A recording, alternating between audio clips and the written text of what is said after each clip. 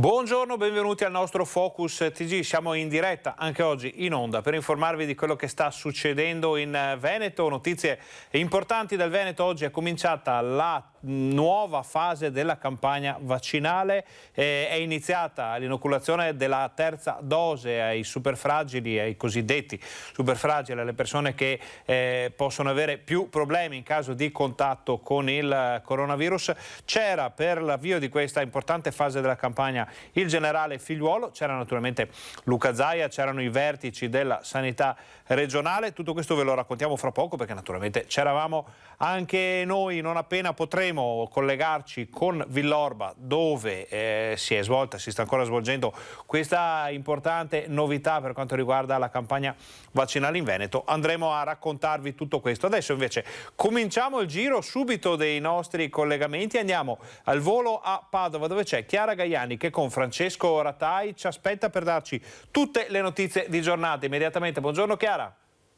Buongiorno Ferdinando, buongiorno a tutti i telespettatori. Ecco, partirei proprio dall'aggiornamento sulle terze dosi che sono partite ovviamente anche a Padova per quanto riguarda i fragili, i fragilissimi. Un aggiornamento su quante persone sono state vaccinate oggi con la terza dose lo avremo nel pomeriggio, ma intanto ti do un dato sulle prenotazioni. C'è stato per quanto riguarda l'ULSS 6 Euganea quello che possiamo chiamare un effetto Green Pass obbligatorio nei posti di lavoro, con un aumento delle prenotazioni per questa settimana che va dal 20 al 27 di settembre del 60%. La scorsa settimana in tutto il territorio dell'ULSS 6 Euganea sono state effettuate 2.196 prime dosi, per questa settimana le prenotazioni sono 3.515, circa 1.400 prime dosi in più prenotate, quindi davvero c'è stato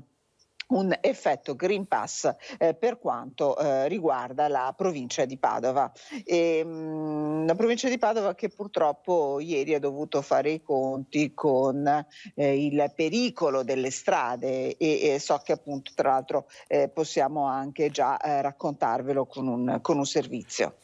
Vediamo quindi il primo servizio. Ha perso il controllo della sua auto, una Hyundai Yatos, finendo nel canale Lispida mentre percorreva la strada che collega Battaglia Termine a Galzignano intorno alle 10 di domenica. Non ce l'ha fatta Fiorella Borin, 71 anni, originaria di Monselice, nonostante l'intervento di alcuni passanti di origine cingalese che hanno tentato in tutti i modi di estrarla dal veicolo. Sul posto i sanitari del SUEM e i vigili del fuoco che hanno recuperato l'auto. Le indagini sono affidate alla polizia stradale. Nel pomeriggio un altro incidente. È rimasto gravemente ferito un giovane di 19 anni che si è arrovesciato con la sua auto, una Smart, dopo aver perso il controllo del veicolo in via Euganea a Tre Ponti di Teolo. Il giovane è stato soccorso dai sanitari e trasportato in ospedale. Sul posto i vigili del fuoco. 2 incidenti a ridosso del Safety Days del 21 settembre, evento a livello europeo che ha l'obiettivo di avere una giornata con 0 vittime sulla strada. Chiara Gaiani da Padova. Allora, abbiamo visto queste le prime notizie di cronaca. Sappiamo però che Padova è stata coinvolta la settimana scorsa in questa ondata drammatica, davvero dolorosa, che sta sconvolgendo il Veneto. Sono molte le domande che ci si pone sul perché stia accadendo quello che abbiamo visto, con omicidi, con femminicidi, con situazioni che davvero in Veneto non si vedevano, non si sono, possiamo dire che bene o male non si sono mai viste. Abbiamo novità da questo punto di vista? Beh, allora c'è davvero grande dolore per quanto è accaduto venerdì a Rubano, dove insomma lo sappiamo, le cronache ce l'hanno raccontato, noi ve l'abbiamo raccontato più volte. Un padre di 88 anni ha ucciso la figlia nel giorno del suo 60° compleanno. Non è ancora stata fissata la data del funerale di Doriana Cerqueni. Il padre tra l'altro si è anche tolto la vita dopo aver ucciso la figlia, ma abbiamo lavoriamo anche su questo. Tutti gli aggiornamenti che sono stati raccolti in queste ore dalla collega Valentina Visentini, che tra l'altro è stata la prima per la nostra redazione a recarsi sul posto e mi raccontava questa mattina in rientro da qualche giorno in cui non ero proprio presente fisicamente in redazione, il dolore che si è respirato e anche lo sgomento che si è respirato sia venerdì sia sabato nei pressi di questa abitazione toccata da questa tragedia che di cui non si riescono neanche a dire le parole. Nel suo diario dell'odio tutte le risposte di una tragedia, Stelio Cerqueni l'aveva portato con sé insieme alla pistola carica ed altri proiettili di riserva. Chissà da quanto tempo stava pianificando di uccidere la figlia Doriana, un rancore covato per oltre 30 anni da quando la figlia se n'era andata da Monfalcone per sposare il suo ex socio e a trasferirsi con lui a Rubano per gestire la loro attività di famiglia. Stelio Cerqueni lo aveva inteso come un doppio tradimento. Venerdì mattina, nel giorno del compleanno della figlia, ha deciso di partire per raggiungere Padova in taxi. Alla seconda moglie aveva detto che doveva subire un intervento al ginocchio, invece nel borsello aveva l'arma pronta a sparare a Doriana. Ha suonato al campanello e la donna, avvisata dai figli del marito, è uscita per non farlo entrare in casa. La lite è durata pochi minuti. Stelio Cerqueni ha estratto subito l'arma e ha esploso 2 colpi, uno al petto e uno alla nuca di Doriana, una vera esecuzione. Poi ha fatto qualche passo e si è ucciso. La scena è stata vista da un automobilista che ha subito chiamato i carabinieri. Odio e rancori i moventi principali, ma forse anche il tremendo sospetto che l'anziano avesse pianificato il delitto per poter lasciare l'eredità alla moglie invalida. Oggi il magistrato affiderà l'incarico per eseguire le autopsie sui corpi di Doriana e Stelio Cerqueni. La data dei funerali della donna non è ancora stata fissata. Allora, torniamo da Chiara Gaiani che ci aspetta a Padova per chiudere un po' questa parte della nostra informazione, sempre naturalmente con la raccomandazione di contattarci se dovesse capitare qualcosa.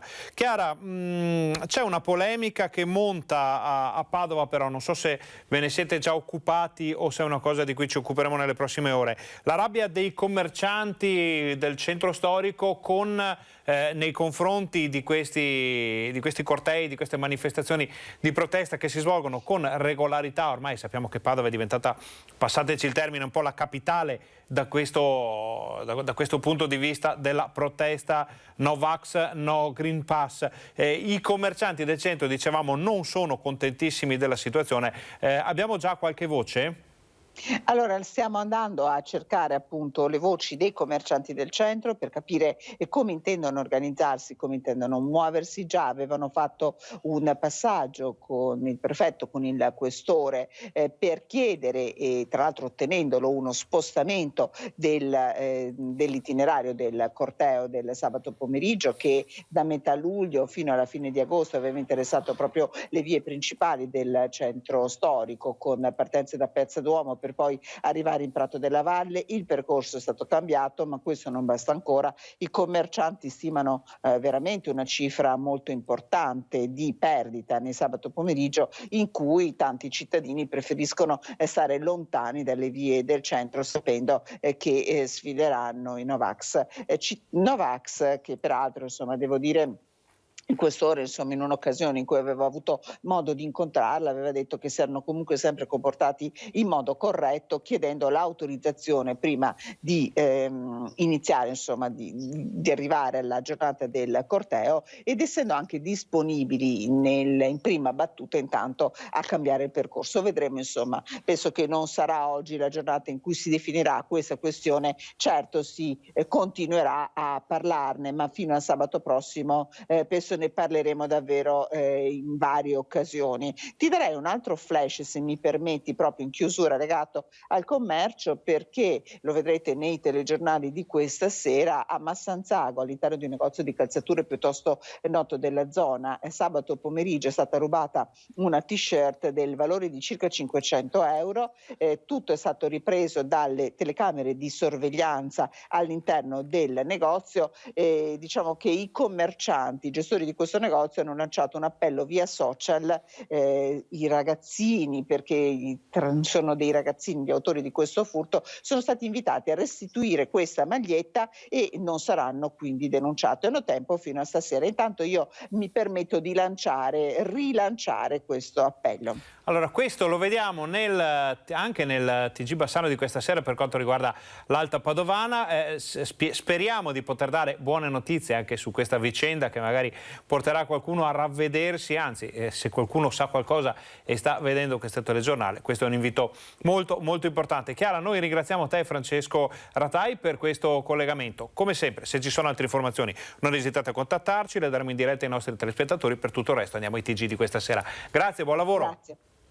Noi torniamo in studio e abbiamo ancora altre notizie da Padova, però con la regia di Fabio Verin facciamo un veloce break pubblicitario. Voi state con noi perché torniamo davvero fra pochissimo e abbiamo fra poco anche un collegamento con Villorba per sentire che cosa ha detto Luca Zaia assieme al generale Figliuolo stamattina nell'occasione dell'avvio della terza dose in Veneto. State con noi.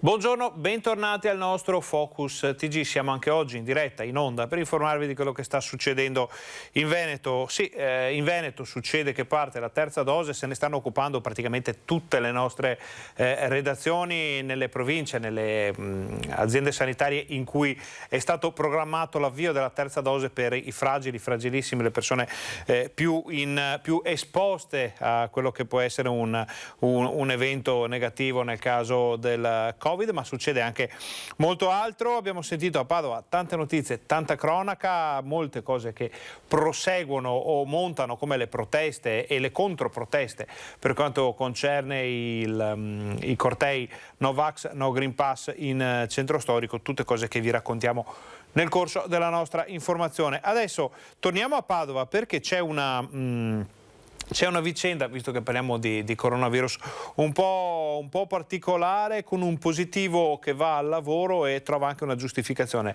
abbastanza discutibile. Nonostante fosse positivo al Covid, se ne andava al lavoro girando per tutta la regione. Ora un artigiano di Curtarolo rischia l'arresto e una pena fino a 18 mesi. Il quarantenne, dopo aver eseguito un tampone rapido in farmacia per avere il Green Pass per partecipare ad una cena, è risultato positivo e non si è mai presentato all'appuntamento per eseguire un tampone molecolare per avere la conferma della positività, rendendosi irreperibile le autorità sanitarie non rispondendo alle telefonate del servizio di prevenzione dell'USL. Nei giorni seguenti poi ha continuato a lavorare spostandosi tra vari comuni della regione fino a quando venerdì sera la polizia locale non si è presentata alla sua abitazione. Anche i vicini hanno confermato che usciva tutti i giorni violando l'isolamento fiduciario. Quando l'artigiano è tornato a casa si è giustificato dicendo che si sentiva bene, non aveva sintomi, ma quando i vigili gli hanno fatto la multa per la violazione delle norme anti-Covid lui ha risposto che il virus è una cavolata. Ora rischia un'ammenda fino a 5.000 euro e l'arresto. Cambiamo decisamente argomento, cambiamo decisamente zona, andiamo da Padova al litorale, andiamo in una zona di villeggiatura dove c'è il nostro Filippo Fois. Per una volta non lo vediamo di persona, lo sentiamo comunque. La qualità delle notizie e del modo in cui vengono raccontate è sempre quella. Buongiorno Filippo, come va da quelle parti? Buongiorno Ferdinando, buongiorno ai nostri telespettatori. Devo dire che da queste parti, io sono a Jesolo, le cose vanno molto bene. Si è appena stato fatto il consuntivo della stagione 2021, quindi la stagione turistica sulle spiagge venete, e i dati sono stati estremamente positivi, tanto da aver stupito gli stessi addetti ai lavori. Era un'estate, quella del 2021, che era stata giudicata all'inizio come una stagione di passaggio tra la crisi del Covid, che aveva praticamente azzerato l'industria turistica nel 2020, e la ripresa del 2020, prevista per il 2022 e secondo alcuni addirittura nel 2023. E invece straordinariamente, dopo un maggio-giugno altalenante, i mesi di luglio, agosto e questa parte di settembre hanno fatto registrare un'occupazione l'occupazione delle strutture ricettive è superiore al 75%, in alcuni casi siamo arrivati diverse volte nel fine settimana quasi al 100%, quindi al tutto esaurito. Probabilmente questo dato si spiega col fatto che c'è molta voglia di vacanza dopo 1 anno e mezzo di lockdown e che pur essendo un turismo internazionale, il turismo della costa veneta si rivolge a nazioni europee, sostanzialmente e soprattutto svizzeri, tedeschi e austriaci, che non hanno difficoltà, non hanno avuto difficoltà a raggiungere le località balneari venete. Fortuna che non hanno avuto per esempio le città d'arte a partire dalla vicina Venezia, in cui una voce molto importante del turismo è composta viceversa da un turismo intercontinentale, e qui invece vedere cinesi, russi e americani diciamo è un po' più difficile. Filippo, noi stiamo vedendo delle immagini che non riguardano naturalmente la giornata odierna, anche perché si vede davvero molta gente e si vede anche molta gente decisamente in abiti agostani o almeno ferragostani. In questo momento, proprio adesso alle 12:15 di un lunedì, che tipo di turismo c'è a Jesolo? Ma c'è un turismo, innanzitutto bisogna dire che è una bellissima giornata, chiaramente le temperature sono lievemente più basse rispetto a quelle di agosto, però si sta molto bene. Il turismo è diciamo lievemente calato, però sostanzialmente si tratta di quello che c'è anche ad agosto, seppur in misura ridotta, per cui tante automobili abbiamo visto targate Austria o Germania, un bel po' di italiani, perché c'è da dire anche questo, che quest'anno parecchi italiani hanno preferito rimanere in patria, fare le vacanze e non sono andati all'estero, e questo è anche questo un altro dei motivi per cui la stagione è andata così bene. Per cui direi senza le grandi folle che hanno caratterizzato luglio e agosto, però diciamo un turismo internazionale in cui ci sono parecchi arrivi dalla Mitteleuropa e un po' anche dalla Scandinavia e anche diversi italiani. Allora Filippo, noi non ti vediamo, speriamo che tu abbia magari un costume sotto, un paio di ciabatte infradito sotto il consueto abito che porti in queste occasioni per farti una passeggiata in spiaggia e riva al mare, vista la bella giornata. In caso contrario, mi piacerebbe averle, ma purtroppo non ce le ho. E allora ti ringraziamo per questo collegamento molto interessante, perché ci fa capire anche da che parte va il turismo in questa nostra regione, che lo sappiamo è il traino a livello nazionale per questo comparto. Detto questo, ti ringraziamo, ti auguriamo un buon lavoro. Naturalmente, se ci sono altre notizie importanti dal veneziano, non esitare a contattarci, le daremo in diretta ai nostri telespettatori. Buona giornata. Buona giornata a voi, grazie. Noi torniamo in studio, apriamo la parentesi coronavirus. Allora, diamo un'occhiata assieme ai dati che ci arrivano dall'azienda Zero della Regione del Veneto, mentre ci prepariamo ad andare in collegamento con Villorba, dove c'era il governatore Luca Zaia con il generale Figliuolo, per avviare questa nuova fase della campagna vaccinale del Veneto, con la terza dose, data abbastanza importante, data storica di cui si parlava davvero da qualche mese. Noi vediamo i dati, sono 229 i nuovi positivi che sono stati riscontrati con gli ultimi tamponi. Però sappiamo che il lunedì sono sempre giorni particolari, e il lunedì è un giorno particolare in cui i dati non sono sempre corrispondenti al vero, proprio per il fatto del fine settimana, per i dati che ci arrivano. Sono 12.194 invece le persone attualmente positive in Veneto, ed è un numero che sta scendendo in modo lento ma costante ormai da settimane, e questo è molto molto importante. Il resto di questa tabella la vediamo fra poco per quanto riguarda poi le ospedalizzazioni, l'area non critica e le terapie intensive, perché andiamo invece al volo a Villorba, dove c'è Lina Paronetto che ci racconta com'è andata questa mattina la visita del generale Figliuolo con Luca Zaia e tutti i vertici della sanità del Veneto per questa data davvero importante, davvero storica, dell'avvio di una nuova campagna vaccinale con la terza dose. Buongiorno. Buongiorno Ferdinando, buongiorno ai telespettatori. Sì, hai detto bene, oggi è stata non solo simbolica ma anche concreta, visto che qui nell'ULSS 2 Marca Trevigiana sono stati chiamati alla terza dose 1050 soggetti super fragili. Parliamo di malati oncologici, trapiantati, pazienti in attesa di trapianto, insomma immunocompromessi come vengono definiti, e hanno risposto, ci diceva il direttore generale, al 100%, quindi massima fiducia in questa terza dose. È venuto a testimoniare con la sua presenza l'importanza di questa nuova fase che si apre di fatto il generale Francesco Paolo Figliuolo, che è commissario per l'emergenza Covid. Con lui il presidente del Veneto Luca Zaia, si sono scambiati molte impressioni, ha fatto il giro qui del lab all'ex Maber di Villorba, uno dei principali del Veneto, certamente il più grande della provincia di Treviso, dove oggi stanno proseguendo sia le vaccinazioni, chiamiamole quelle ordinarie, cioè quelle già prenotate da persone di tutte le età per immunizzarsi, che appunto queste prime inoculazioni della terza dose nei pazienti che più hanno bisogno di essere coperti, proprio perché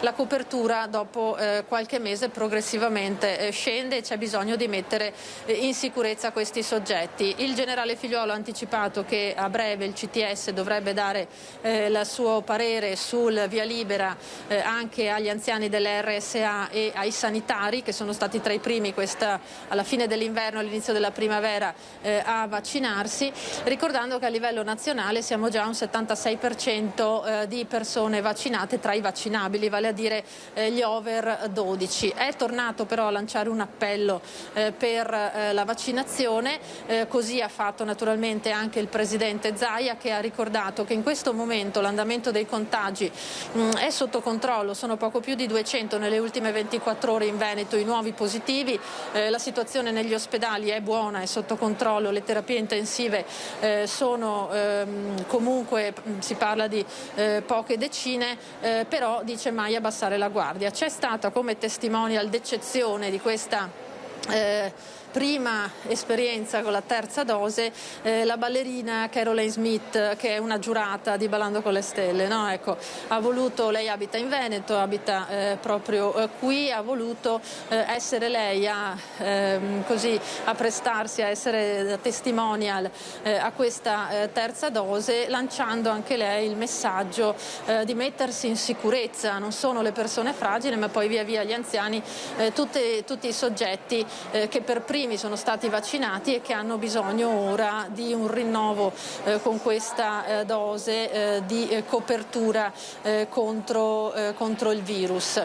Questo sostanzialmente, Ferdinando, ripeto, 1050 persone oggi qui nel lab di Villorba, e poi ci diceva il direttore generale Francesco Benazzi, nei prossimi giorni si proseguirà con numeri di questo tipo, si dovranno raggiungere solo nella provincia trevigiana 12.000 persone appartenenti a queste categorie a cui inoculare la terza dose per cercare di affrontare la stagione autunnale e l'inverno nel migliore dei modi. Non solo, questi hub sono pronti ad affrontare anche il boom di vaccinazioni, di prenotazioni che si sono registrate in queste ultime ore dopo l'approvazione della norma che rende dal 15 di ottobre obbligatorio il Green Pass sui luoghi di lavoro.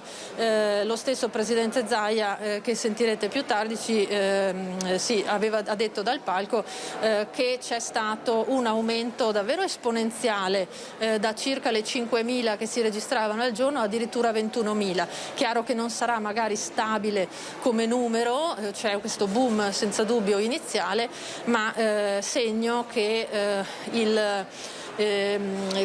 l'intenzione del governo nel rendere obbligatorio il Green Pass sui luoghi di lavoro sta centrando l'obiettivo, quello di mandare la gente a farsi il vaccino, di modo da avere una popolazione più vasta possibile immunizzata in vista della stagione invernale, che purtroppo lo abbiamo visto anche l'anno scorso è quella più a rischio, certo. E anche in vista poi delle malattie di stagione, perché poi in questi stessi centri ci saranno tutte le vaccinazioni antinfluenzali eccetera, insomma, e sul territorio territorio, con l'aiuto dei medici di base si completerà insomma questo sforzo importante. Questo, Ferdinando, sostanzialmente, se hai altre domande volevo siamo a fare con te disposizione. una considerazione al volo, perché sappiamo che poi avete molte informazioni da raccogliere, quindi vi lasciamo andare subito, anche perché c'è da ricordare ai nostri telespettatori, a meno che non siano cambiati i programmi o i modi di raggiungere questo Green Pass, che fra la prima dose e il ricevimento, l'ufficialità del Green Pass passano anche, mi pare che siano 14 giorni, a meno che non siano arrivate notizie diverse, quindi questo vuol dire che chi vuole mettersi in regola per il 15 di ottobre non ha più moltissimo tempo, perché naturalmente qualcuno può dire ma sì, io a metà ottobre mi faccio il vaccino, servono 2 settimane dopo per ottenere il Green Pass, quindi questo è il segno, come giustamente ci dicevi tu, ma ti confermo che è arrivata da tutte le ULSS del Veneto questa notizia, questo boom di richieste per le vaccinazioni, vuol dire che insomma ha colpito nel segno e che le persone, la gente ha capito anche che bisogna prendersi un po' per tempo per evitare poi di dover fare tamponi magari per le prime 2 settimane del nuovo corso del Green Pass. Sì, certamente, Ferdinando, questo certamente è un calcolo che le persone stanno facendo, anche perché non è semplice, non è più semplice neppure prenotare il tampone, che so, in farmacia. I posti sono limitati e si fa fatica a trovare un posto, uno spazio per sottoporsi al tampone. Quindi senza dubbio, appunto, come dicevi tu, d'altronde il Presidente Zaia lo aveva anche ricordato nelle scorse settimane, no? Ha lanciato questo avvertimento più volte, ha detto attenzione ai ritardatari, perché quando partiremo con le terze dosi, anche in quel caso insomma dovranno rimettersi in coda quelli che finora non si sono voluti vaccinare. Quindi si sta facendo senza dubbio uno sforzo generale per soddisfare tutti, per cercare di evitare che chi ha trovato finalmente la volontà di vaccinarsi debba aspettare a lungo e cercare di contemperare un po' tutte queste esigenze, l'immunizzazione dei soggetti fragili e la messa in sicurezza anche dei lavoratori, che poi potranno accedere alle aziende in maniera più serena e anche più comoda, più facile naturalmente, vista la nuova normativa. Decisamente. Allora noi ringraziamo Lina Paronetto e Francesco Ceron per queste importanti informazioni, tutto il resto lo vediamo nei nostri telegiornali di questa sera. Buon lavoro, buona giornata. Noi torniamo in studio. Allora, questa è la situazione, avete sentito i dati, anche il boom di richieste per quanto riguarda le prenotazioni per le vaccinazioni, per i motivi di cui vi abbiamo parlato finora, ovvero la necessità di aspettare, di avere 15 giorni di tempo per avere il Green Pass. Allora, noi avremmo la pubblicità, ma prima di andare in pubblicità andiamo proprio al volo da Daniele Garbin che ci aspetta a Vicenza. Daniele, buongiorno, abbiamo 10 secondi di numero per dire qual è la notizia più importante del giorno, poi facciamo la pubblicità e poi torniamo da te con calma a vedere le notizie di giornata di Vicenza. Daniele? Sì, eccomi qua, buongiorno Ferdinando, buongiorno a tutti i telespettatori. Siamo a Ponte Alto in questo momento, è la porta ovest di Vicenza, stiamo proprio seguendo questa parte che si sta evolvendo. Comunque, ecco, anche noi abbiamo i problemi di Green Pass con le autorità, adesso vediamo anche il sindaco Rucco, ci sono una serie di situazioni, ecco, di questo tipo di importanza. Comunque abbiamo poco tempo, quindi rinvio Daniele, dopo la pubblicità. Allora, andiamo in pubblicità, poi torniamo da te, ci spieghi bene per filo e per segno quello che succede a Vicenza. Noi adesso con la regia di Fabio Verin, che oggi ci sta seguendo in questa davvero lunga, complicata e rocambolesca, anche perché abbiamo tantissime notizie da tutto il Veneto, edizione del Focus TG. Facciamo una brevissima pausa pubblicitaria. Voi state con noi perché torniamo tra pochissimo, andiamo subito a Vicenza.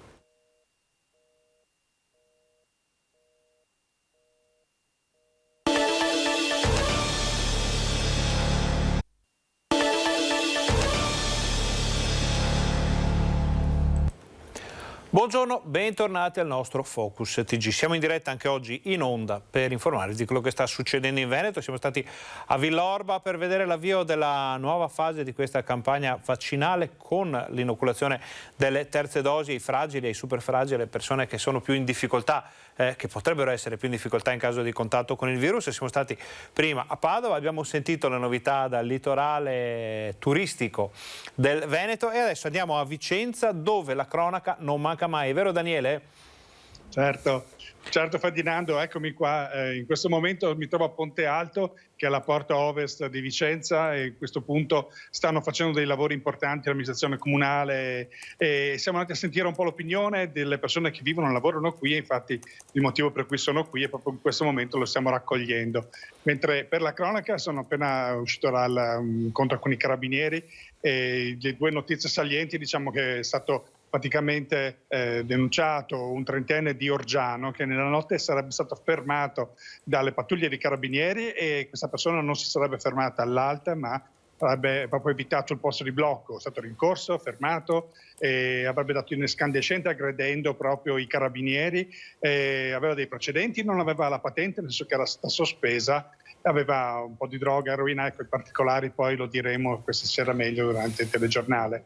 L'altra notizia invece particolare è che sempre in questo caso a Vicenza una coppia di pensionati, 76 anni lei e lui, 77, c'è stata una lite in famiglia e questa volta l'aggressione è stata portata dalla signora che con il bastone avrebbe proprio picchiato sulla testa il marito, e è stato necessario poi l'intervento di carabinieri anche in questo caso e poi il ricovero in ospedale. Diciamo che è una situazione limite, una lite in famiglia dove comunque era già tesa la situazione perché comunque la signora soffriva di depressione, è stata lei stessa a chiamare i carabinieri rendendosi conto di aver fatto un atto troppo eccessivo, ecco, che ha messo in pericolo anche il marito che soffre in parte di demenza senile, quindi ecco una situazione limite che si è verificata in città e di questo poi vi renderò conto nei servizi di questa sera. Io, se sei d'accordo Ferdinando, lancerei il servizio invece un incidente che è successo nella notte che ha causato un bel po' di feriti, per fortuna nessun grave, però insomma nella tangenziale tra Vicenza e Torre di Quartesolo. Torre di Quartesolo è di 6 feriti il bilancio di un incidente stradale avvenuto nella notte lungo la tangenziale sud che collega Vicenza. È stato uno scontro frontale avvenuto tra 2 autovetture verso l'una, in prossimità dello svincolo per l'uscita verso il polo commerciale. Nel tratto di strada privo di spartitraffico, il conducente di una Golf ha impattato una Skoda Octavia con 5 passeggeri a bordo, tutti giovani. Oltre ai pompieri che hanno messo in sicurezza l'area e i mezzi, è intervenuto il SUEM con numerose ambulanze per trasportare i feriti. Sul posto la polizia stradale per i rilievi e stabilire la dinamica esatta dell'incidente. Torniamo da Daniele Garbin a Vicenza che ci aspetta. Allora Daniele, abbiamo sentito le notizie di cronaca della giornata, poi naturalmente questa sera nel TG tutto il resto con l'avvio della terza dose, la situazione legata al Green Pass, la situazione legata anche all'emergenza coronavirus, perché ci sono 2 livelli di notizie da dare, un livello di cronaca, un livello invece di attualità sanitaria importante perché non ne siamo ancora fuori. Noi sappiamo che avete molti impegni con la vostra redazione, quindi ti ringrazio per questo collegamento, ti lasciamo andare a seguire il resto della cronaca. Daniele, se ci sono novità su Vicenza non esitare a contattarci, le daremo in diretta ai nostri telespettatori. Grazie, buona giornata. Grazie a voi, grazie a Ferdinando. Noi torniamo in studio. Allora, stavamo vedendo, prima di andare in collegamento con Villorba, i dati dell'emergenza coronavirus. Finiamo di vederli perché poi abbiamo anche le dichiarazioni di Luca Zai ed è importante avere questi dati prima di sentire che cosa ha detto il Presidente. Allora, dicevamo 12.194 attualmente positivi in Veneto, sono 441.479 le persone che si sono negativizzate, sono purtroppo 11.739 i decessi legati all'emergenza coronavirus. Scendiamo nella seconda parte della tabella che a questo punto, visti i numeri in calo, lieve calo però comunque costante per quanto riguarda i contagi, quella della sanità è la parte davvero più importante di queste informazioni che ci arrivano dall'azienda Zero della Regione del Veneto. Vediamo che ci sono 268 persone attualmente ricoverate in area non critica in Veneto in questo momento, di cui 221 che sono ancora positive, 47 che si sono negativizzate, sono 59 le terapie intensive impegnate, di cui 54 con pazienti ancora positivi, 5 con pazienti che si sono nel frattempo negativizzati. È in lieve aumento tutto questo comparto legato alla sanità, con 4 ricoverati in più. Ovviamente non sono 4 ricoverati in più, è un bilancio positivo di 4 unità per quanto riguarda l'area non critica, è un bilancio positivo di 2 unità per quanto riguarda la terapia intensiva. Anche qui una crescita lentissima, però purtroppo costante, un caso, 2 casi ogni 2 giorni, ma siamo quasi a ridosso delle 60 unità attualmente ricoverate. Naturalmente è sempre importante vedere quante di queste persone ricoverate sono ancora positive. Il fatto che siamo a 54 comunque fa ben sperare per il futuro immediato della gestione dell'emergenza, fa ben sperare anche il fatto che dopo giorni di decessi continui e anche piuttosto alti, con 4-5 morti al giorno in alcuni momenti delle ultime 2 settimane, siamo tornati a commentare 0 decessi, e questo è davvero molto importante. Ora torniamo in studio per fare un'altra pausa pubblicitaria. State con noi, torniamo fra pochissimo, ci sono tutte le dichiarazioni ufficiali di Luca Zaia.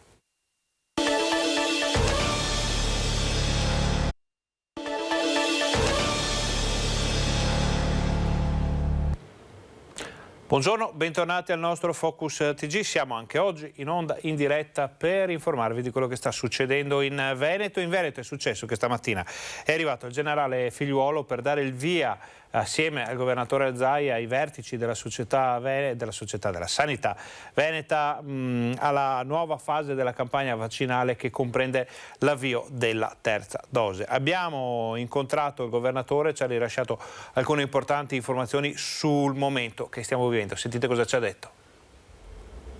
Presidente Zaia, una visita importante e significativa, quella del generale Figliuolo, non a caso, perché qui si è partiti, e non solo simbolicamente, con la terza dose. Sì, questa mattina c'è stato il generale, come dice bene lei, e a noi fa piacere pensare che la prima terza dose in maniera virtuale a livello nazionale sia stata un po' consacrata qui in Veneto. Peraltro ringrazio anche Caroline Smith, la ballerina di Ballando con le Stelle, che ovviamente si è prestata a questa sua terza dose. Direi che il Veneto ne sta venendo fuori bene, nel senso che fra l'altro oggi, nelle ultime 24 ore, abbiamo un dato importante: 298 positivi, nuovi positivi, che sono un numero molto limitato. Se si confermasse questo trend siamo già sotto l'1% di incidenza sui tamponi fatti. Noi mediamente facciamo dai 40 ai 50.000 tamponi al giorno. Detto questo, c'è da dire che abbiamo vaccinato tanto, l'accesso è volontario, io difendo la volontarietà e quindi non faccio parte di chi dice che i vaccini debbano essere obbligatori. Però è pur vero che oltre l'80% dei veneti ormai o si è vaccinato o ha intrapreso un percorso vaccinale, e dall'altro, se oggi respiriamo una forma di libertà, che se pensassimo di togliere tutte le mascherine, di fatto siamo ormai con tutte le attività aperte, resta qualcosa di maniera residuale, le strade sono piene, le piazze sono piene, lo dobbiamo al fatto che molti si sono vaccinati, e quindi anche la pressione negli ospedali la si vede in maniera molto più limitata. In questo momento abbiamo 330 persone più o meno in ospedale, 58 in terapia intensiva, e c'è da dire che ad esempio nella terapia intensiva quasi l'80% sono persone non vaccinate. Senta, delle parole del generale Figliuolo, cosa l'ha colpita di più? Guardi, allora, la campagna vaccinale è organizzata da Veneto, non a livello nazionale, questo lo dobbiamo chiarire. E lo ha riconosciuto anche Figliuolo? Sì, il generale l'ho riconosciuto, e ringrazio il generale perché lui, che coordina poi un po' tutte le attività, ha riconosciuto spesso iniziative del Veneto e le ha mutuate a livello nazionale. Mi ha fatto piacere che abbia ricordato che noi ci sentiamo spesso e che ha voluto portare a livello nazionale, ad esempio, l'iniziativa delle scuole sentinella, cioè il monitoraggio che noi facciamo delle scuole, l'ho voluto portare a livello nazionale. Questo è un merito che io ovviamente giro ai miei uomini e donne della sanità che hanno appunto creduto in questo progetto. Noi vogliamo le scuole in presenza, cioè la DAD, se poteva essere una sorta di visione del futuro della scuola prima del Covid, oggi sappiamo che la DAD ci riduce veramente in ginocchio, perché crea problemi formativi, crea problemi di socialità e anche psicologici o psichiatrici in alcuni casi. Quindi a DAD no. Può essere che in qualche caso uno dice faccio una videoconferenza per perché ci colleghiamo con un luminare che deve parlare di qualcosa ai ragazzi, ma alla scuola si va in presenza e quindi noi ci stiamo battendo per fare la scuola in presenza con questo progetto della scuola Sentinella. Questo in generale l'ho riconosciuto, ha riconosciuto anche l'efficienza del Veneto, insomma noi abbiamo 60 centri vaccinali, 1600 persone schierate, quindi li ringrazio uno ad uno. Non solo i dipendenti del Veneto, della Regione Veneto, il mondo della sanità che sono eccezionali, ma anche i tanti volontari, penso alla Protezione Civile, ai Carabinieri in congedo, alle Croci, la Croce Rossa, Croce Verde, insomma tutto quello che è nel mondo, diciamo, della sanità e del volontariato in generale. Lei ha fatto da cicerone qui in questo hub che lei conosce bene. Sì, questo è fra l'altro l'ultimo degli hub aperti, il hub di Bruno Zago, ex Maber come si dice. È una bella struttura, comoda, veloce, ci si arriva da Treviso Nord, quando ci sarà completata la Pedemontana c'è anche l'arrivo con la Pedemontana ed è stata una buona occasione per concentrare in maniera molto ariosa, no? Vedete gli spazi, in maniera molto organizzata migliaia di vaccinazioni. Penso che hub come questi poi dovremmo abituarci a vederli per mesi se non per anni. Ma perché? Perché si faranno sempre di più delle campagne di vaccinazione per la popolazione, che vorrà sottoporsi al vaccino ovviamente, questo è scontato. Però insomma questa è stata una struttura che ha dato grandi risultati. A proposito proprio di vaccini e di prenotazioni delle ultime ore, avete riscontrato un aumento consistente? Sì, assolutamente sì, perché noi abbiamo avuto mediamente 4.500 prenotazioni al giorno. Dalle ultime giornate invece siamo arrivati anche a 21.000 prenotazioni al giorno e questo ci dà anche una dimensione di cosa significhi appunto alcune scelte di sanità pubblica che sono state fatte, condivisibili o meno, ma io guardo il dato a valle che è quello che abbiamo 21.000 richieste nuove al giorno in questa fase. Ecco, nella rete capillare per la vaccinazione siete pronti ad affrontare questo periodo, nel senso il boom di vaccinazioni, le terze dosi e tra poco ci sarà anche l'antinfluenzale? Sì, dice bene antinfluenzale che è una doppia vaccinazione se ci abbiniamo il Covid, anche questo, per questo siamo pronti. Abbiamo 1 milione circa di dosi di Pfizer e Moderna in magazzino, per cui siamo pronti per i 160.000 fragili, che è esattamente quello che si sta facendo oggi con la terza dose, per capirci l'oncologico, il malato oncologico che si vaccina o per altre fragilità. Poi ovviamente siamo pronti per quello che riguarda i grandi anziani sopra gli 80 anni, a scendere sopra i 65 anni e parallelamente ovviamente i sanitari, che sono categorie che hanno avuto le vaccinazioni per primi, quindi già a dicembre 2020 e gennaio 2021.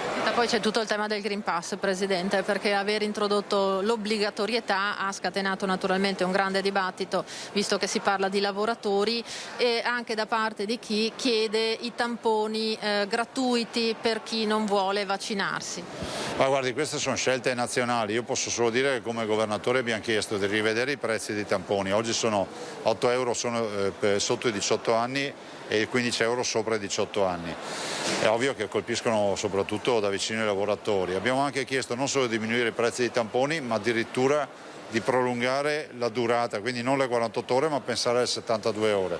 Questi potevano essere già 2 elementi per attutire il peso, visto e considerato che stiamo parlando di tamponi a persone che magari potrebbero vaccinarsi e decidono di non vaccinarsi.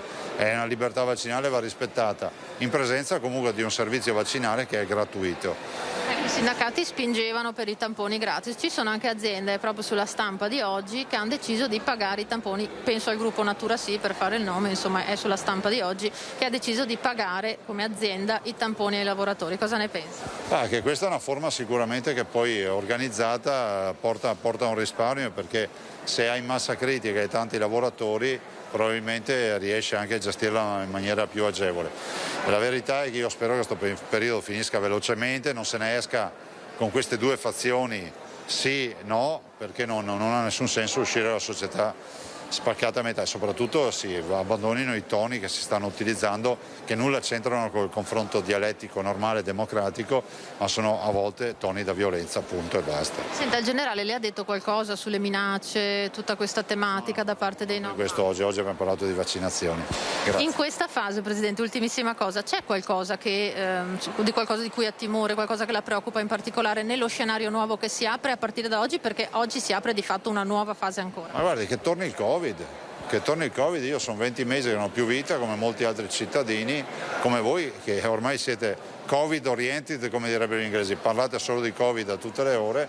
Spero che non torni il Covid, nel senso che si sia iniziata questa fase di debellamento, non so come si dice, del Covid, e quindi sia iniziata veramente la fase, quella che io definisco di convivenza, e si vada verso una via d'uscita. Cioè, la luce in fondo al tunnel oggettivamente la stiamo vedendo, non siamo più come 20 mesi fa, però insomma abbassare la guardia mai. Grazie Presidente. Torniamo in studio. Allora, queste erano le dichiarazioni del Presidente Luca Zaia su questo difficile e complicato momento che stiamo vivendo. Si è parlato però a livello nazionale anche della possibilità di un referendum per il Green Pass. Il generale Figliuolo, presente questa mattina a Villorba, dice: tutti gli strumenti di democrazia, quando vengono adottati, vanno bene. Io, dice Figliuolo, sono per adottare la Costituzione e la democrazia. Poi decideranno i cittadini sulla base delle loro scelte. Così il commissario straordinario per l'emergenza Covid, il generale Francesco Paolo Figliuolo, sull'ipotesi di un referendum sul Green Pass. Sulla necessità di un vaccino obbligatorio, invece, il commissario rileva che si è ora in una fase che registra l'82%. Fra un po' andiamo avanti, parliamo di vaccini naturalmente. Secondo me, dice Figliuolo, molto spesso si fanno discussioni quasi sul nulla. Io dico che gli italiani, sottolinea, sono molto più intelligenti di quello che qualcuno li vuol far sembrare. Dichiarazioni anche un po' polemiche in questa fase così delicata dell'emergenza. Figliuolo apre a questo punto a un referendum sul Green Pass. Vedremo se si arriverà davvero a questa scelta, che potrebbe essere addirittura clamorosa. Lo capiremo poi nel corso della nostra informazione, se ci saranno anche altre, tutto da capire naturalmente, tempi, modi, modalità e ricadute di questo momento. Andiamo avanti adesso con la nostra informazione, perché sono arrivati, parliamo di vaccini, anche i dati sui vaccini, li vediamo assieme, sono i dati aggiornati a oggi. Allora, ieri sono state somministrate 8.232 dosi, è ovvio, la domenica sappiamo che anche in questo momento insomma, la situazione non è semplicissima, i dati calano vistosamente. Le prime dosi sono state solo 2.910, i cicli completati sono stati 5.322. Le prenotazioni invece sono moltissime, lo ricordiamo perché tante persone si trovano a dover gestire una situazione legata al posto di lavoro e dicendo quindi accettando quindi questa proposta, questa situazione, dicono vabbè, mi vaccino, però bisogna prenotarsi, quindi vedremo il boom di prenotazioni se porterà poi effettivamente anche un boom di vaccinazioni nell'immediato futuro. In ogni caso il Veneto ha somministrato l'89,6% delle dosi a sua disposizione, della regione, quindi c'è magazzino, c'è spazio di manovra. Sono 3.500.000 i veneti che hanno almeno una dose, per il 72,2% della popolazione.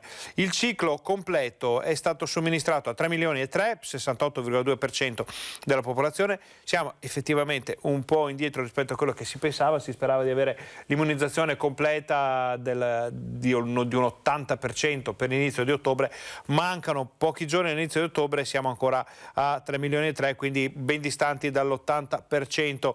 Sono 3.534.000, ovvero il 72,8% della popolazione totale, le persone che hanno almeno una dose e i prenotati.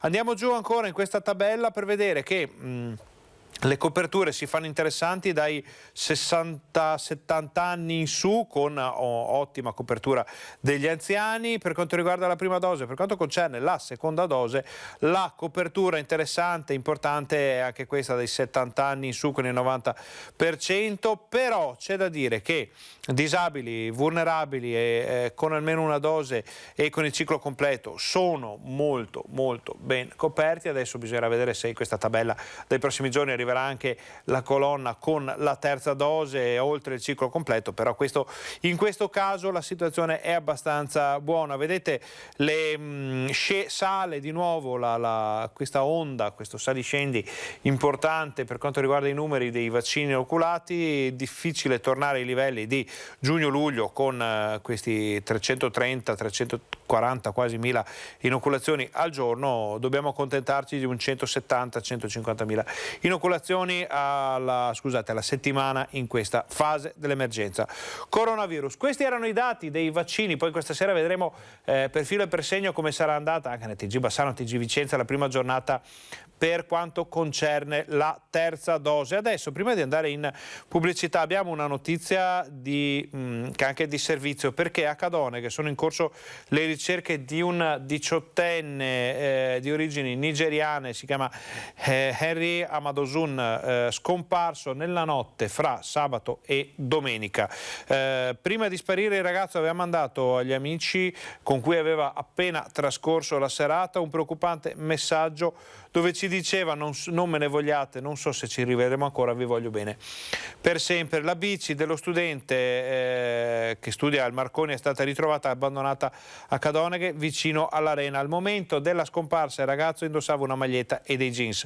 Le ricerche sono riprese nelle sommità arginali di Padova e Cadoneghe, dove passano molti corsi d'acqua. In questo momento il nucleo sommostatori e un'imbarcazione dei vigili del fuoco stanno battendo il fiume Brenta. Cerchiamo di capire, prima di andare in pubblicità, se ci sono novità su questo argomento molto, molto delicato. Vediamo se per caso è arrivato qualcosa.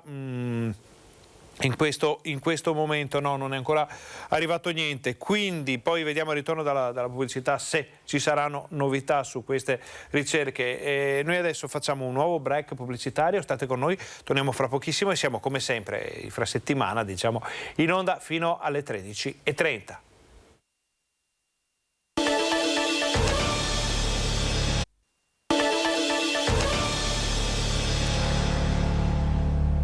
Buongiorno, bentornati al Focus TG. Siamo anche oggi in onda per informarvi di quello che sta accadendo in Veneto. Abbiamo sentito le notizie riguardanti i vaccini, le vaccinazioni, la terza dose, la cronaca. Adesso andiamo a Bassano del Grappa, dove notizia anche di servizio, perché magari qualcuno è in viaggio, vuole mettersi in viaggio per dare un'occhiata al Ponte Vecchio appena restaurato, Ponte Vecchio che rimarrà chiuso anche ai pedoni fino al tardo pomeriggio di oggi o comunque fino alla fine delle operazioni di pulizia. Per noi è andato a dare un'occhiata a quello che sta succedendo Alex Giuliano.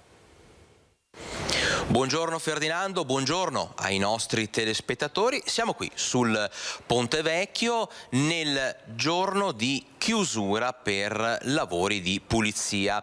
Ebbene sì, non siamo in primavera per le classiche appunto pulizie stagionali, ma pensate, a una manciata di settimane dalla riapertura del ponte, dalla fine dei lavori, siamo già costretti a rivederlo chiuso per una manutenzione in vista dell'inaugurazione prevista per il 3 di ottobre.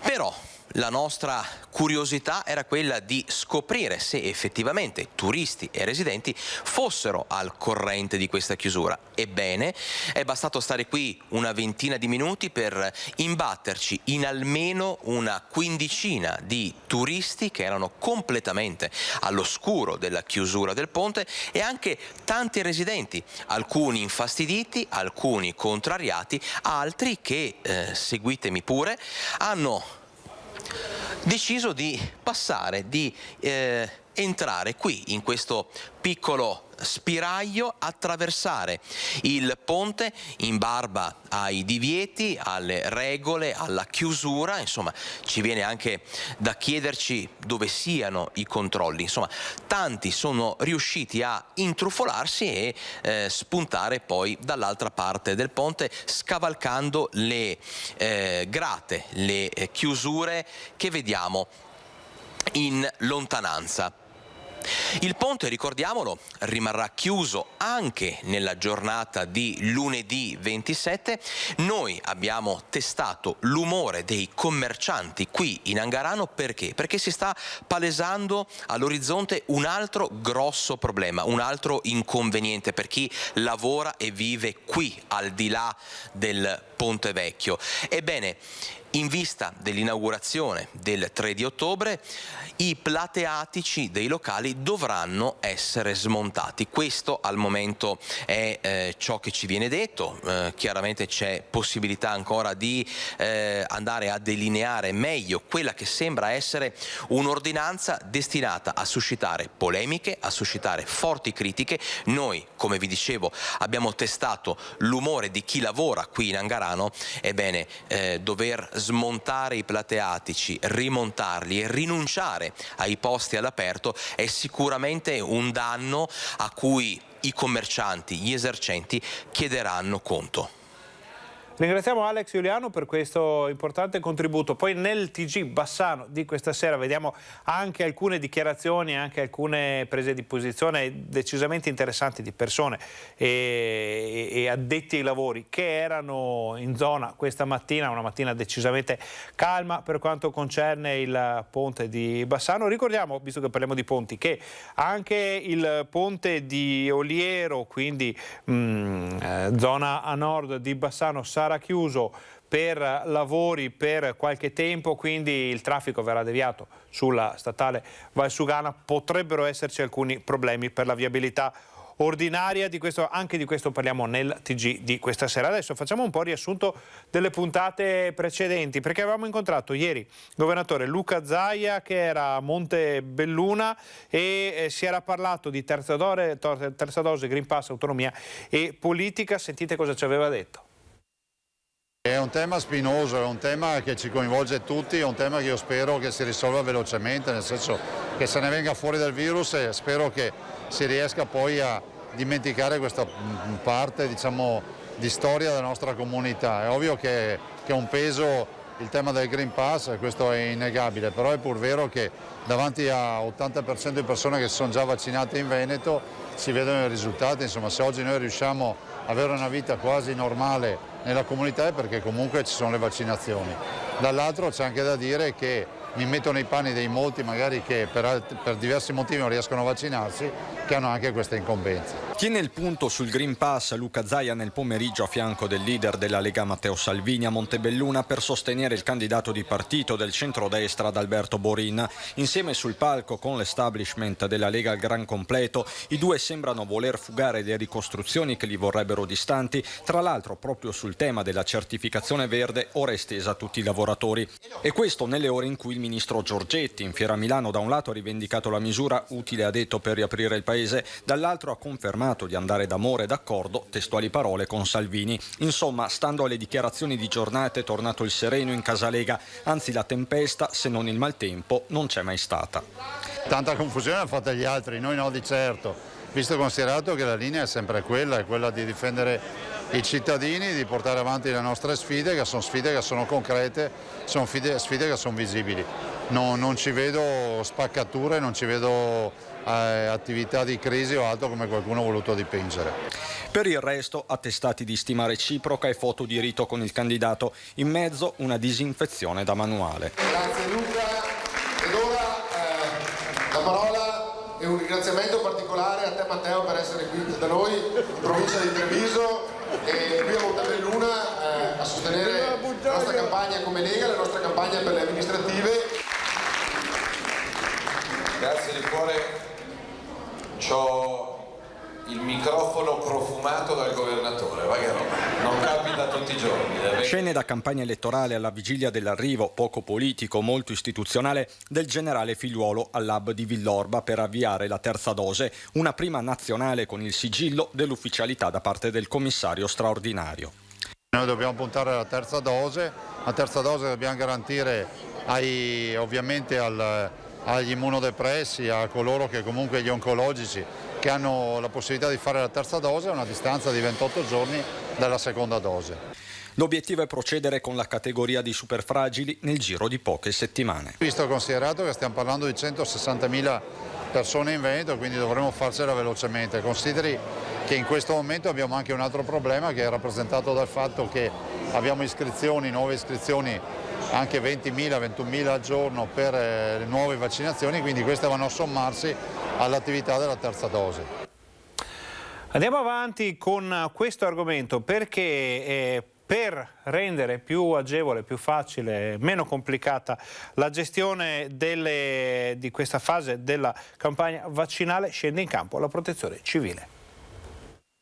Ci sono stati nei giorni neri del lockdown, in quelli dei tamponi a tappeto, poi nell'organizzazione dei Vax Point, sempre a supporto della macchina sanitaria. Ci saranno anche nella nuova fase, quella della terza dose, che partirà proprio dal lab vaccinale di Villorba nelle prossime ore. Una presenza, quella dei volontari di Protezione Civile, che conta decine di uomini e donne schierate ogni giorno nella Marca, fino a 80 nelle 24 ore. Dal 21 febbraio del 2020 la Protezione Civile è sempre stata in campo con centinaia di volontari ogni giorno. Abbiamo sommato centinaia di migliaia di giornate di lavoro dei volontari della Protezione Civile che hanno regalato alla collettività, prima per gestire tutti gli aspetti a supporto della sanità nell'ambito in modo particolare della logistica, poi i punti tamponi, poi i punti vaccinali, e quindi i volontari sono sempre in campo. Nel Trevigiano si sono toccate le 14.000 ore uomo al mese per un risparmio complessivo per le casse pubbliche di 250.000 euro, stima confermata dalla stessa provincia di Treviso. Un esercito silenzioso che continuerà a fare la sua parte. Sono tanti, ma soprattutto sono preparati. È giusto ricordare che dietro una divisa ci sono corsi di formazione e esercitazioni, non sono persone improvvisate. L'arrivo di Figliuolo nel megacentro di Villorba per l'assessore alla Protezione Civile Botacin sta a significare soltanto una cosa. È l'ennesima conferma della potenzialità del Veneto. Il generale Figliuolo ha preso in mano la situazione da alcuni mesi e sta un po' coordinando a livello nazionale. Vorrei ricordare che la competenza principale nell'ambito sanitario e quindi anche di conseguenza in tutta quella che è la macchina delle vaccinazioni è in capo alle regioni. Come avete ricordato, tutti i sanitari che sono dipendenti della regione e poi dopo tutto il sistema del volontariato di protezione civile che viene gestito anche in questo caso dalla regione. Chiudiamo il capitolo dedicato all'emergenza coronavirus. Cominciamo a parlare un po' delle ricadute di attualità di quella che è stata la cronaca degli ultimi giorni. C'è stato un sit-in, una manifestazione di sostegno per Walter Onichini, macellaio padovano. Conosciamo la storia. Attualmente in carcere a Venezia si è tenuto un flash mob, c'erano anche i familiari. Non so proprio nemmeno cosa dire. Cioè, ne avrei mille di cose da dire, ma non so neanche come esprimere quale sia la cosa giusta. Vi ringrazio tantissimo. Mi dispiace tanto,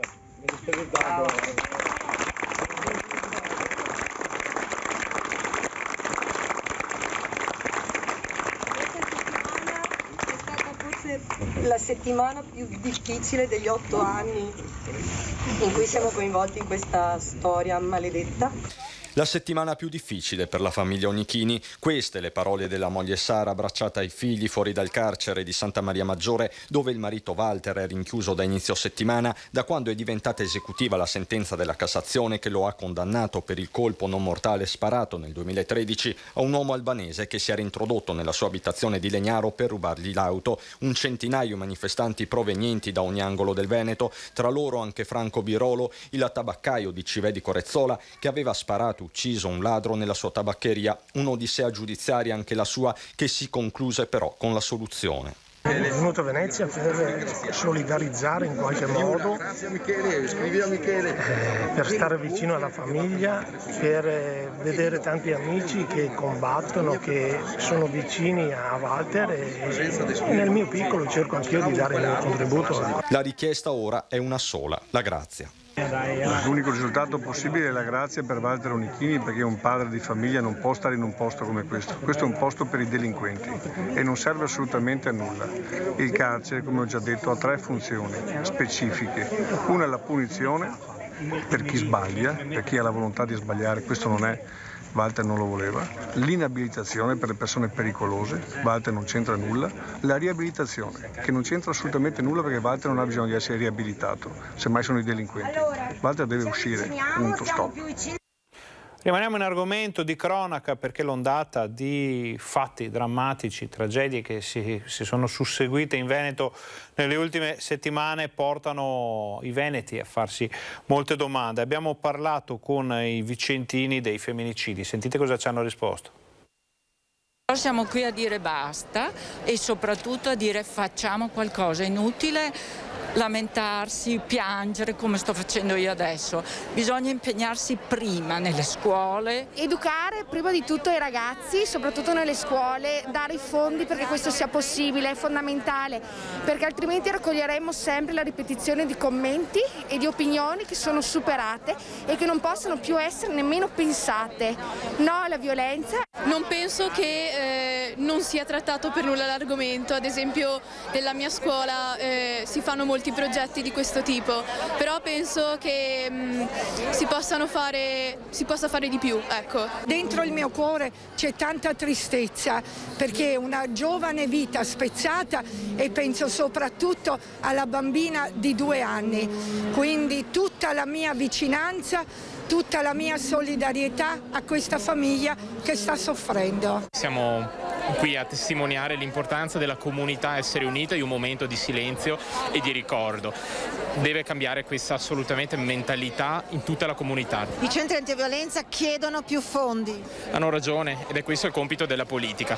Dobbiamo lavorare tutti insieme perché il momento è drammatico e bisogna stringere assolutamente le forze e lavorare per un futuro compatto. I centri antiviolenza sono essenziali e vanno sostenuti sempre di più. Noi comuni stiamo facendo il massimo per poter in qualche modo rafforzare questa rete.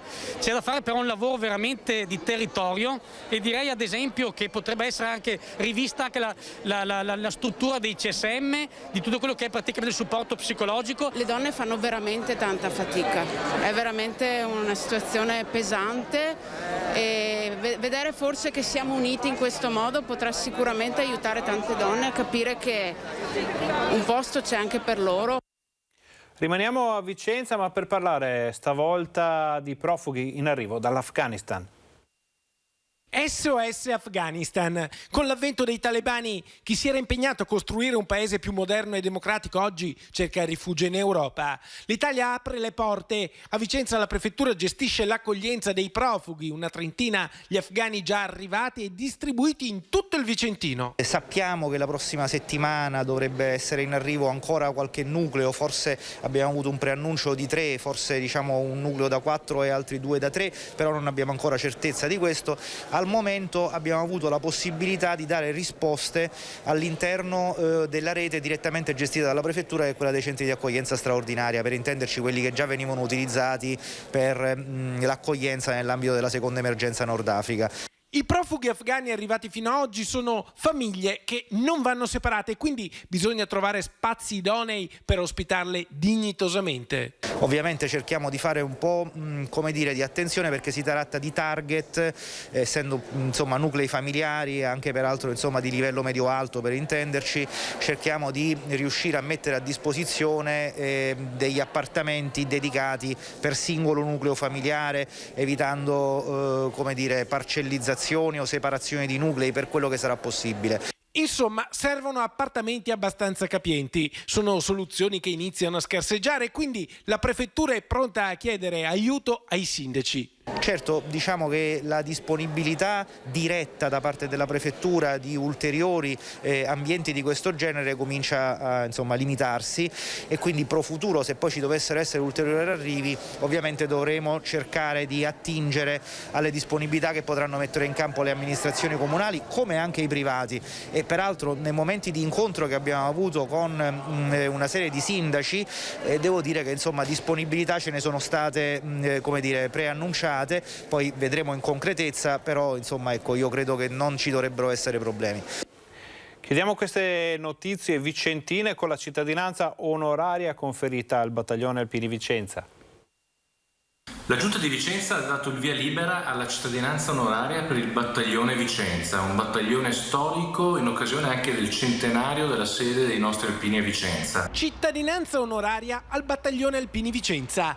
Lo annuncia il sindaco Francesco Rucco. Lo storico battaglione che si distinse per imprese eroiche sui nostri monti durante la Grande Guerra e poi sul fronte greco e su quello russo durante il secondo conflitto mondiale, oggi è operativo come reparto di pronto intervento nelle calamità naturali. Ora il legame tra il battaglione Alpini Vicenza e la città del Palladio viene suggellato da questo riconoscimento. Un momento importante voluto e sostenuto dal Consiglio Comunale in maniera bipartisan e trasversale. Grazie ai consiglieri comunali per aver sostenuto questa iniziativa. Ora aspetteremo il Consiglio Comunale nel mese di ottobre per poter poi dichiarare e conferire ufficialmente la cittadinanza.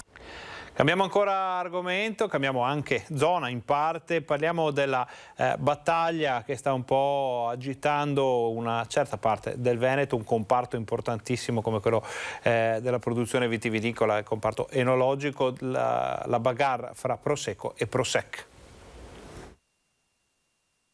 Il Prosec verrà discusso in aula martedì al Senato. Il ministro Patuanelli darà un aggiornamento di quella che è la situazione e noi confidiamo in una forte presa di posizione da parte del ministro proprio per difendere e tutelare quelle che sono le nostre eccellenze, i nostri prodotti, le nostre terre e la nostra identità.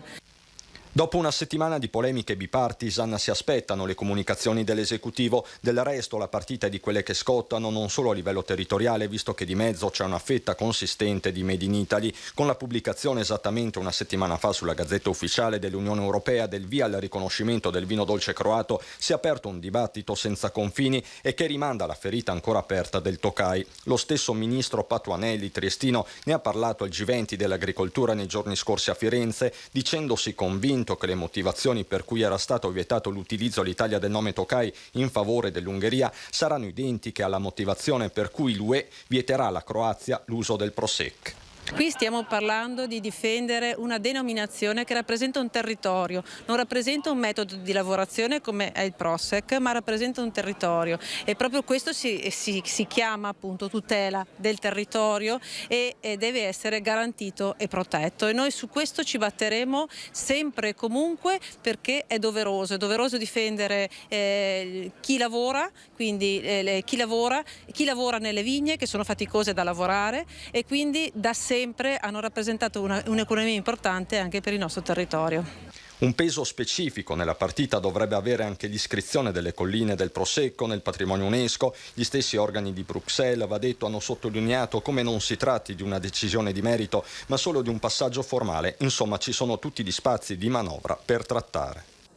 Apriamo ora la pagina dedicata alla cultura e al tempo libero. È stata inaugurata una mostra molto importante, molto bella, dedicata a Noè Bordignon.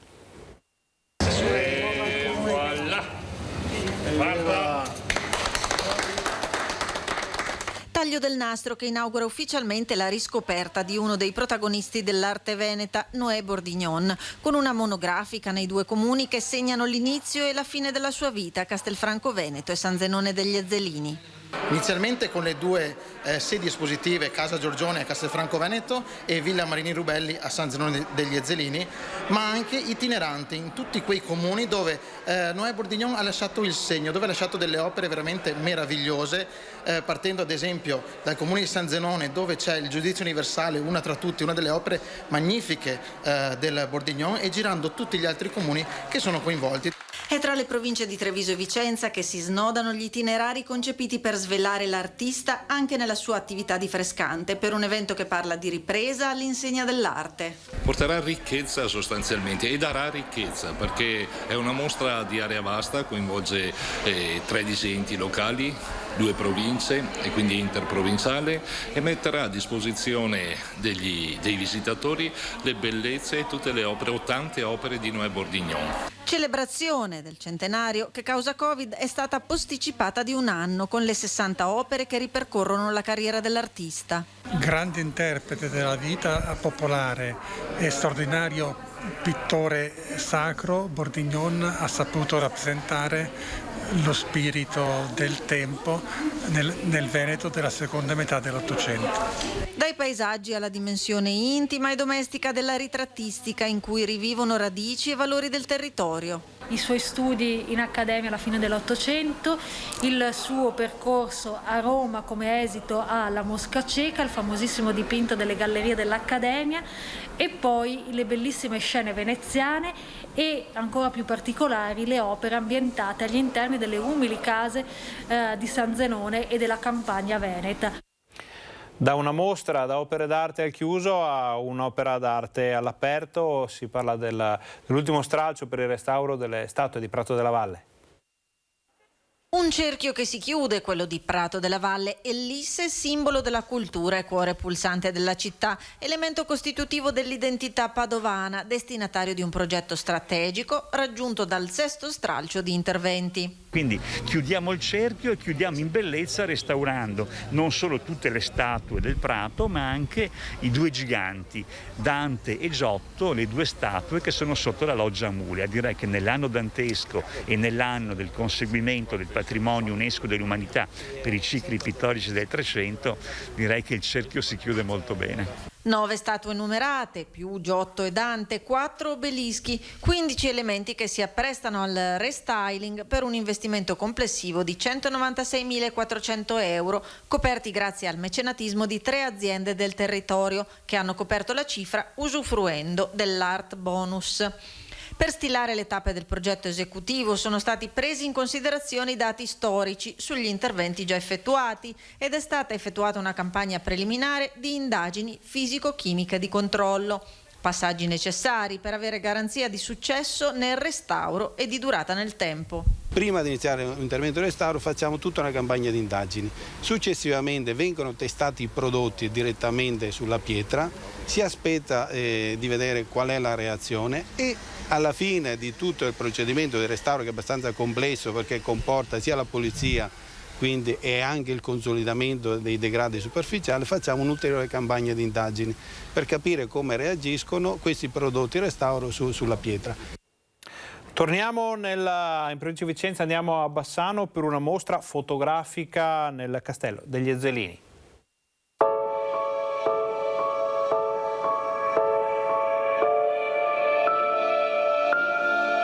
Artisti 1, un volume, una mostra allestita sino al prossimo 1° novembre al Castello degli Ezzelini a Bassano.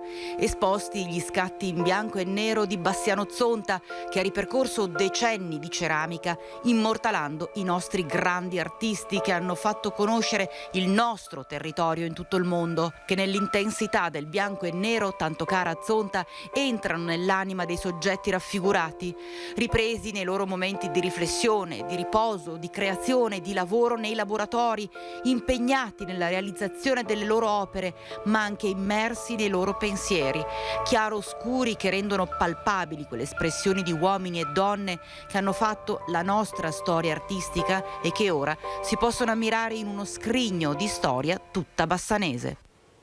Questa era l'ultima notizia del nostro telegiornale. Prima di lasciarvi però vi leggiamo un'ANSA, un lancio d'agenzia internazionale che è arrivato in questo momento in redazione, perché le aziende Pfizer e BioNTech annunciano oggi che i risultati degli studi clinici hanno mostrato che il loro vaccino contro il coronavirus è sicuro e ben tollerato e ha prodotto una risposta immunitaria robusta nei bambini di età compresa fra i 5 e 11 anni. Le aziende hanno inoltre reso noto che a breve chiederanno l'approvazione normativa da parte degli enti regolatori. Una notizia molto molto importante, perché in questo momento così delicato, qui ci sono così tante polemiche, così tante critiche, così tante rimostranze anche e soprattutto verso l'abbassamento dell'età vaccinale per quanto concerne il virus, il coronavirus, l'epidemia che stiamo vivendo. Questa è una notizia che potrebbe avere ricadute davvero importanti nell'immediato futuro. Come sempre vedremo che cosa succederà e ve lo racconteremo nei nostri telegiornali. Noi ringraziamo Fabio Verin per la regia, ringraziamo tutti i nostri colleghi, giornalisti, tecnici che ci hanno permesso di raccontarvi quel che è accaduto in Veneto, quel che accade, quel che sta accadendo e naturalmente quel che accadrà lo vedremo nei telegiornali TG Bassano, TG Vicenza di questa sera. Vi ringraziamo per essere stati con noi, vi auguriamo un buon pomeriggio.